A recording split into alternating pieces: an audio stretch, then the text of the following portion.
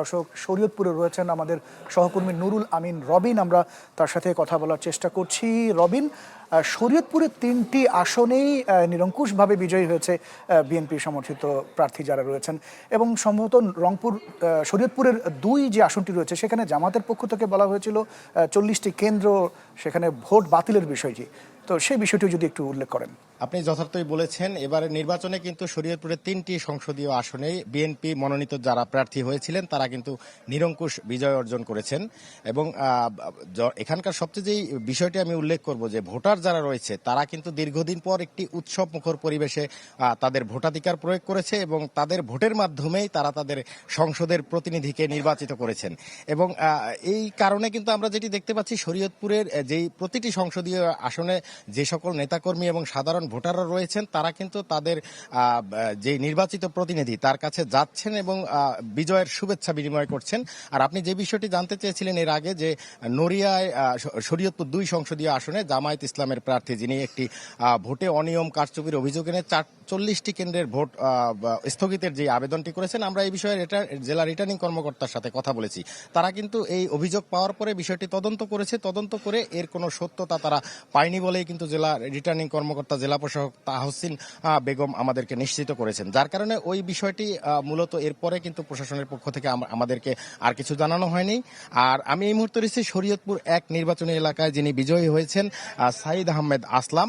এখানে আমরা দেখতে পাচ্ছি প্রচুর নেতাকর্মী এসেছেন তাদের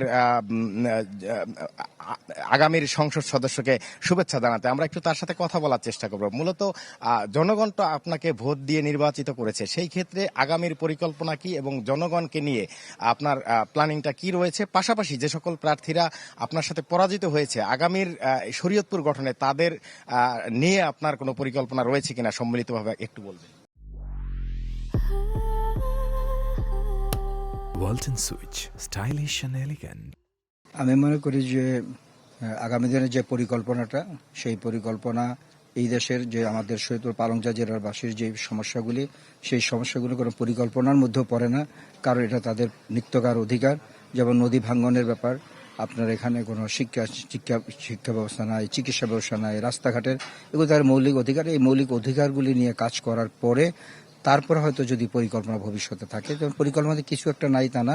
যেমন ধর আমাদের এখানে শিল্পায়নের একটা চিন্তাভাবনা আছে, এখানে শিল্প কারখানা কিভাবে করা যায়, এখানে আপনার হিমাগার কিভাবে করা যায় কৃষিবিদদের জন্য, এগুলি অনেক পরিকল্পনা আছে, যেটা আমাদের তারেক রহমান 31 দফার মাধ্যমে বলেছেন এবং আমাদের 4 ফেব্রুয়ারিতে গত 4 ফেব্রুয়ারিতে অংশগ্রহণ করেছে, সেখানে আমি তাকে বলেছি এবং সে অলরেডি এটা প্রতিশ্রুতি দিয়েছেন ইনশাল্লাহ।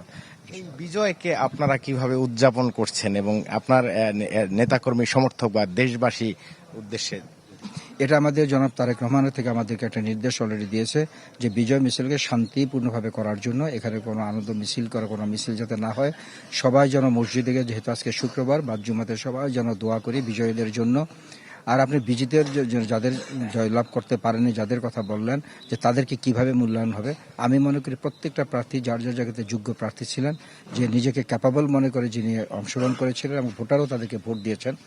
যদি সমষ্টিগতভাবে যখন আমাদের শরীয়তপুর নিয়ে কথা হবে, আমি অবশ্যই মনে করি যে তাদের প্রত্যেকের একটা মূল্যায়ন আছে, আমি অবশ্যই তাদের একটা মতামত আমি তাদেরকে নেব। এই ক্ষেত্রে আমি এইভাবেই চিন্তা করি যে সকলের অধিকার আছে এবং একটা তাহলে হবে একটা শান্তিপূর্ণ, এক একজনের এক একভাবে আঙ্গিকে কাজ করবে, সবাইকে আমি কাজ করতে চাই। অসংখ্য ধন্যবাদ। যেটি শুনছিলাম মূলত বিজয়ী প্রার্থী যিনি রয়েছেন এখানে বাংলাদেশ জাতীয়তাবাদী দল বিএনপির, তিনি যেটি বলছেন যে এই বিজয় সকলের এবং আগামী দিনে তার যেই শরীয়তপুরকে নতুনভাবে গঠনের জন্য তিনি যেই উদ্যোগ গ্রহণ করবেন, তার প্রতিটি উদ্যোগের সাথে কিন্তু যারা এখানে পরাজিত হয়েছেন সে সকল প্রার্থীদের সাথে সমন্বয় করে সকলের মতামতের ভিত্তিতেই তিনি শরীয়তপুরকে আগামীর দিনে এগিয়ে নিয়ে যাবেন। তো এই ছিল আমার কাছে শরীয়তপুর থেকে আসলে সবশেষ তথ্য।